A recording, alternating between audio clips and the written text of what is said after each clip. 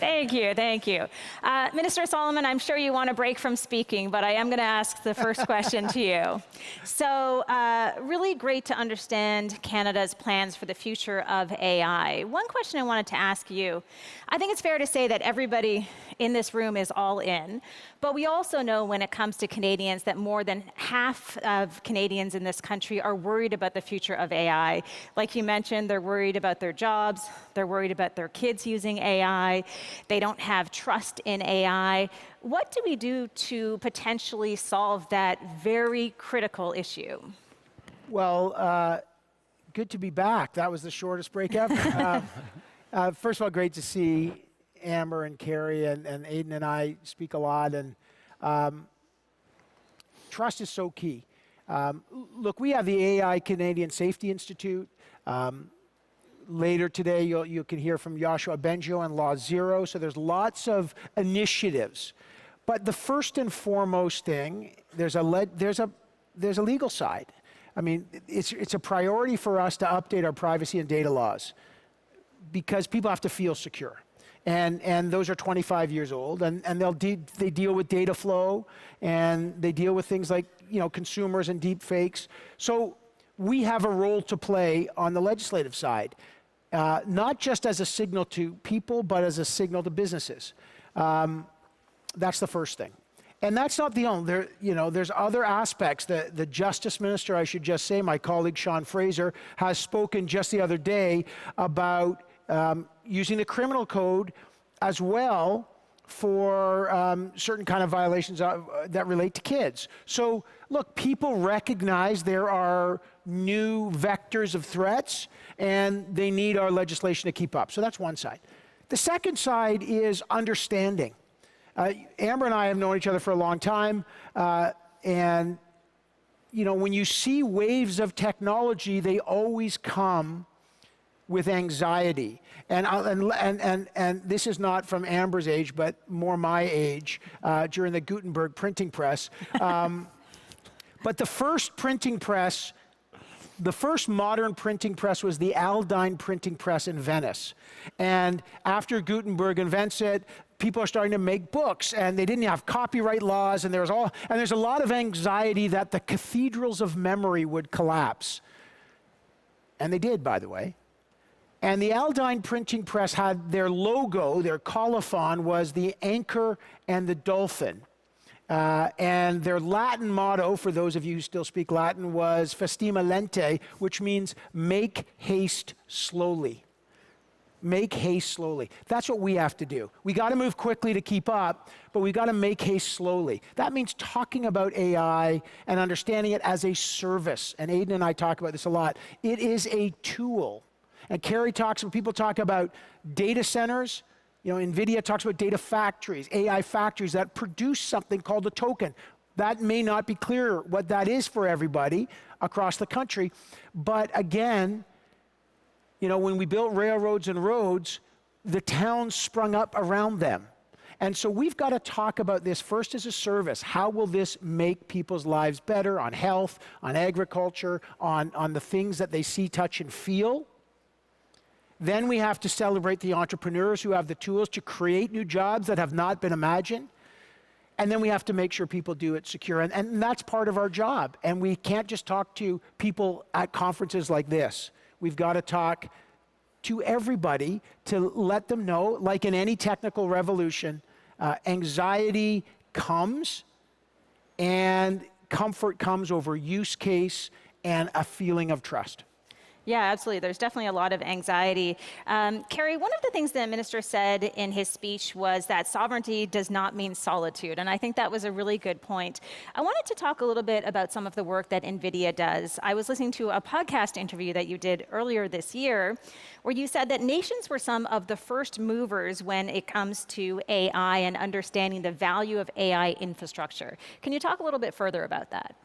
Yeah, I think that all nations should develop their own AI instead of just solely outsourcing it to an external provider. And the reason is simple. It's because AI needs to be aligned to your local values. It needs to understand your cultural context.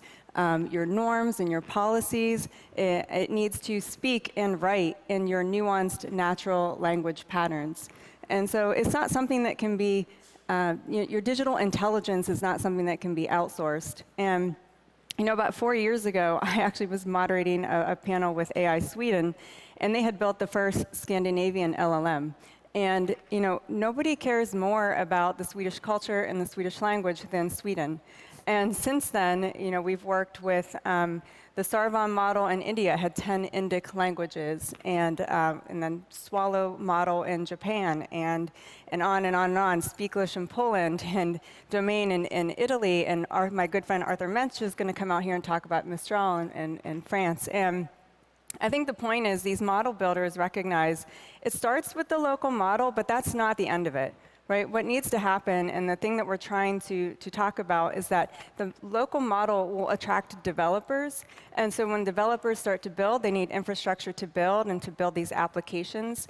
And then when they're building these applications, then people interact with them, and then that creates more data, and they give explicit feedback. And so then you're able to, again, create trust through transparency and use, and that little by little.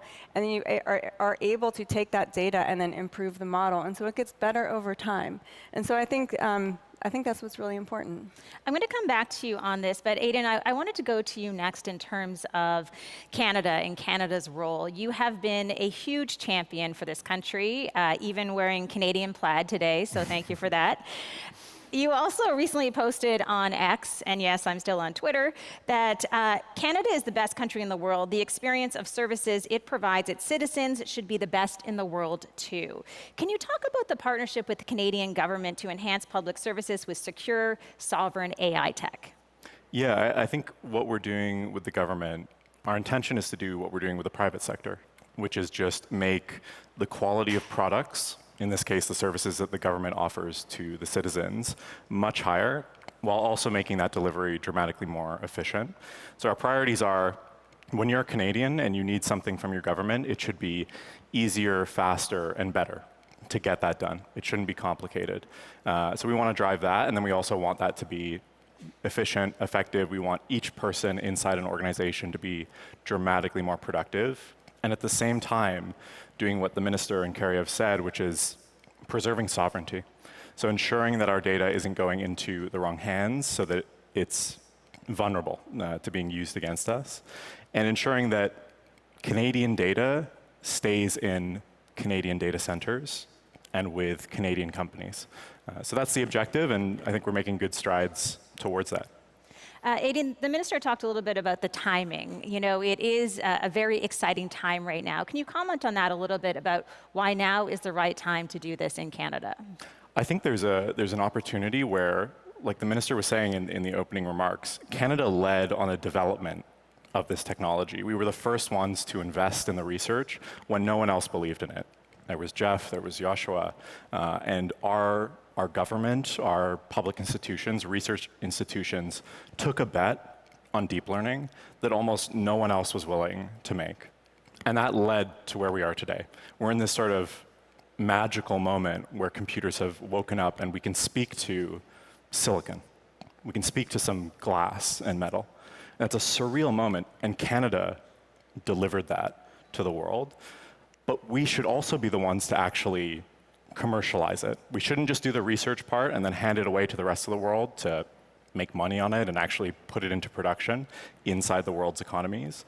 We should be the ones to do that. And in order for us to succeed in delivering that to the world, we have to be our own first customer. And so I've seen in this moment in Canada, there's a lot of geopolitical changes that are happening. Canadians are stepping up. The ambition, the willingness to invest and take risk, which 2 years ago I didn't see, right? Like 99-point-something% of our revenue was outside of Canada. Now, this year, it really feels like both public and private sector have woken up. Yeah, I think I interviewed you a couple of years ago, and we were still in kind of those early days and a lot of apprehension. Minister Solomon, I wanted to talk about innovation, but more specifically regulation. This is a massive topic right now in the minds of so many people. When we think about trust and safety, it is true that these are really values that Canada has today. We are a trusted country. When you think about the future of regulation, as so many countries in the world move away from regulating AI, is there an opportunity for Canada to play a really important role here, all while we also innovate as well? Absolutely. First of all, just to echo what Aidan said, and Kari, digital sovereignty is a core policy issue. And again, as you said, Amber, it's not solitude, but there is a moment, and you're seeing at Cohere great new partnerships with Canadian companies, not just with the government, Canadian investors, which is great. That's happening. There's a whole bunch of companies watching us they say, okay, how do I unlock some of that capital so I can stay here? Where's my seed investor? What about Series A? Where's my VCs? Again, we are very aware of that element of the backbone, that kind of vertebrae, and we are very, very focused in the days to come and the Prime Minister's been clear about this in our platform, unlocking access to make sure that entrepreneurs have better access to capital at that level and then right up the chain. On the regulatory side, first of all, we need some clear lines because uncertainty freezes capital investment. And there's a lot of uncertainty around the world. What can we do here? Maybe 10 seconds on the landscape. The United States and China, they have a position that any form of regulation is a constraint on security and innovation. And then the EU a couple years ago went ahead and they tried to regulate, and they have found, and they're quite open about it, that it's done some good things, but it's constrained a lot of innovation. And Canada, I really feel that I get all the kind of crappy, boring technical stuff here, and these guys do the cool stuff. But I'm just going to say, in our last parliament, there was a piece of legislation on privacy and data called C27, wake up, C27, but it was about privacy data, and there was a third element of it that was going to regulate AI, and it was very, very controversial.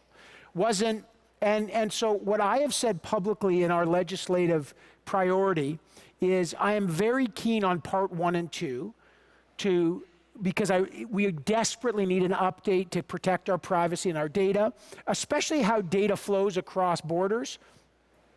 Especially then we need to add, we have to be present. We got to meet people where they're at. And where they're at is like, I don't want to see deep fakes. I want to make sure if someone does a deep fake, or if Amber, there's a deep fake of you on there saying something, what can you do about it? So that kind of thing is real, and we got to look at that. So we're going to try to address that. We got to address things, sensitive information around children. And you hear stories about this all the time.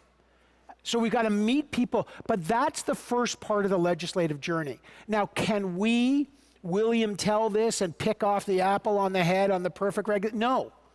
Because we don't know, there's no way right now to perfect way to regulate AI that allows for perfect innovation. So we have to be really careful. So we've got to decide to be laser focused on those key things. Keeping Canadian sensitive data safe with sovereign infrastructure that Aidan just talked about and Kari's talked about. And I've talked about core to our mission, privacy, data, kids, consumers. That's a huge part of it. That allows a big open window for innovation still, but for Canadians to feel safe. This is a high-tech world. Legislation has to move the same way that technology evolves, which is iteratively, right? Like we've got to be nimble in how we focus because, it is pointless to try to throw a saddle on a horse that's bucking and running. Like we got to make sure we can do it and control what people want us to control. And by the way, we can. but we got to make sure we don't miss this innovation train. And I think we're going to strike that balance. And the key is to be transparent about it and not to promise a regulatory fantasy that Canada, because Canada can do things alone and be digitally sovereign, but we're a trading nation. We have more free trade relationships than any other country in the world. Our competitive asset is that people want to do business here and we want to do business with the world. We can't constrain our #1 competitive asset. Rule of law, educated population, great talent churning out, trusted place, natural resources. Those are our competitive advantages, and we have to make sure in protecting those, our regulation doesn't suffocate those. Since you're throwing out a lot of old sayings, I will also add, we can't let perfect be the enemy of good. Right. Perhaps we need good regulation. It's not going to be perfect yet. Aidan, It could be perfectly good, though. Right? That is fair. That's what we hope. Yeah, perfectly good. I would be happy with that. Aidan, in line with this conversation on trust and safety, you speak a lot about the importance of security as well. You wrote recently, "We don't treat security as a feature, it's the foundation." Can you expand on that? Yeah, so Cohere's deployment model is quite different from some of the other players in our space. We do fully private deployments, so that means we can go into any data center on any cloud or off of cloud. And we can go all the way to air-gapped, where you unplug that data center from the internet and it's completely secure. There's no other organization in the AI space who's delivering this technology, these agents, that securely. And so that's something that we're super proud of, we view as a huge differentiator. And it's the ultimate guarantee in protection of your data.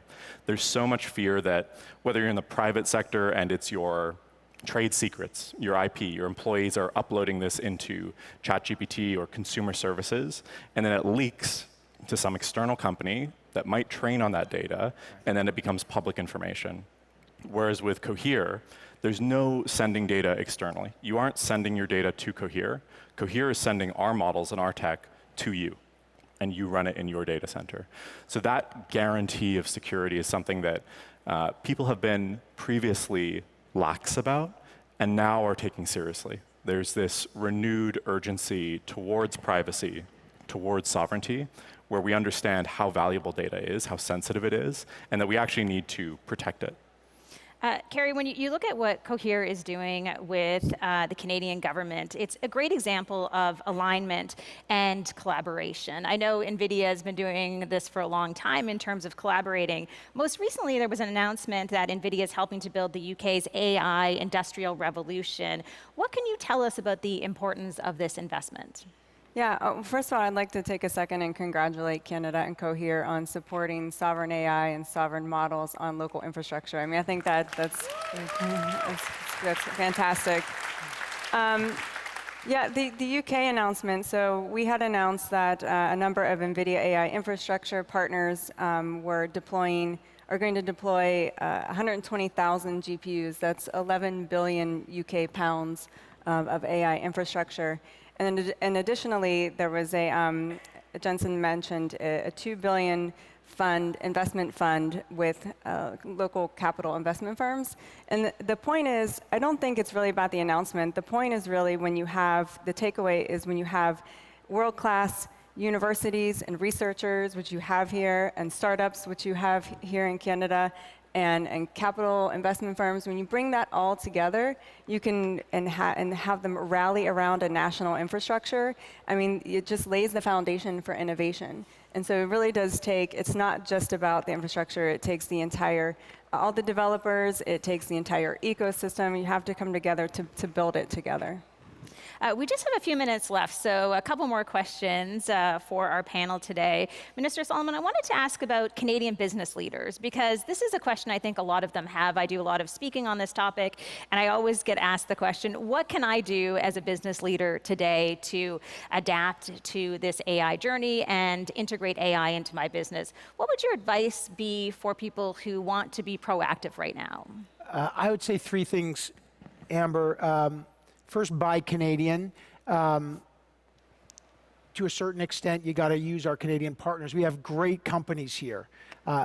Second, there's going to be great innovators like Nvidia that are international partners, and those partnerships matter, and they'll work with you within your own sense of safety and security.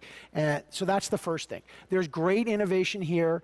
Even our international partners and the greatest innovators around the world are working together because they appreciate the need to build the ecosystem here. That's the first thing. The second thing is have a plan. Adopting technology for the sake of the technology is not the plan. Adopting technology for the sake of the service delivery is the plan. Clear metrics and clear customer change. So you've got to have clear metrics. And the partners, the good partners in this technology, and you're seeing them here and you're probably seeing them all through this entire All-In conference, and there's many, will help partner on that. Look, investing, a lot of CEOs, in Canada, we have a low adoption rate. Now it's changing, it's changing almost by the day. The curve is bending up. But we are about 8 to 10% in adoption rate behind the rest of the OECD in terms of AI usage. So that's a productivity issue, that's a competitive issue.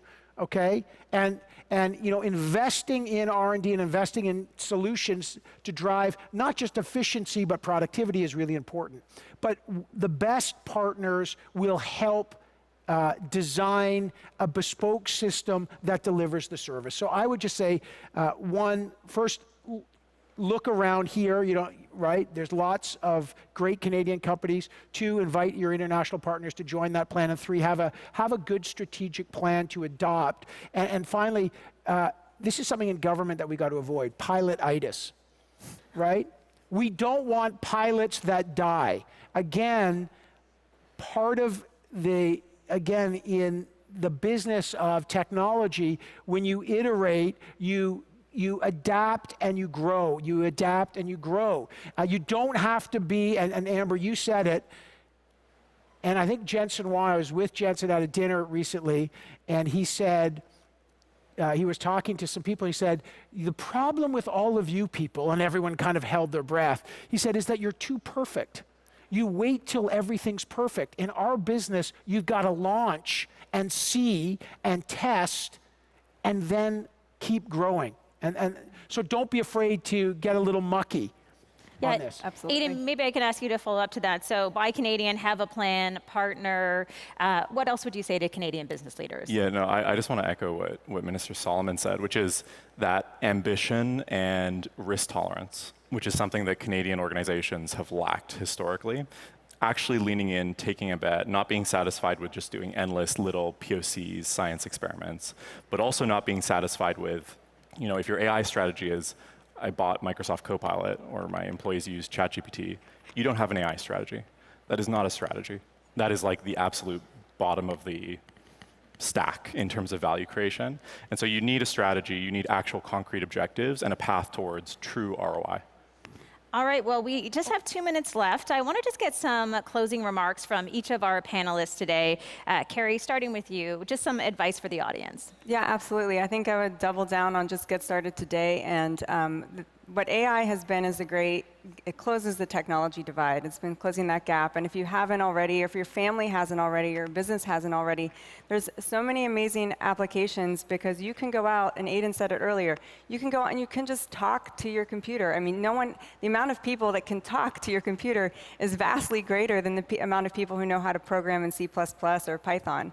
And I'll say that my 12-year-old daughter went out and there's apps, and she created an application to track her gymnastics scores and have AI evaluate her and speak, and just by talking to it. And the thing was, you can see the code, so trust through transparency. You could see all that code being written for her. And I felt like an old grandma. I was like, Daddy and I used to have to write all of that code by hand. And she was not impressed. Yes, just like the days of the printing press. But go do it. Just go out. There's so many great apps to just get started today. Aidan, you've already given us lots of great advice. Some final words from you. Yeah, no, I think this is Canada's moment to take this technology from the research phase, which I was a part of. I grew up in Ontario. I went to U of T. It's where I met my co-founders. we now have the opportunity to take this research that we invested in, we took the risk, we bet on, and developed for the world, and put it into production. And to do that, we're going to have to be ambitious, we're going to have to take risks, and we're going to have to lead. And so I think that's for everyone in this room, every single citizen inside of Canada to think about. What does that mean, and what can I be doing to push that forward inside of my organization or my day-to-day life? There's a huge opportunity in front of us. We just need to choose to seize it. Minister, we're almost out of time, but just a few seconds from you for closing remarks. First of all, thank you, and continue the work. Canada's moment for sure, if we're ambitious and we take the right bets. Bet on each other, I would say. But the foundational message to me is people. Like, don't pit the technology against people. This is a tool for entrepreneurs and a tool for better service. And if we show people that, you will find this room doubling, and I know it will because the Scale AI people are awesome. It will grow and grow and grow. We want people to crowd into this space because this is a service tool to make our lives better. And that's the most important thing in this. Really, we're in a crisis. This is a helpful tool to grow our country and our economy for everyone. Thank you, everyone, and thank you, Montreal. Thank you.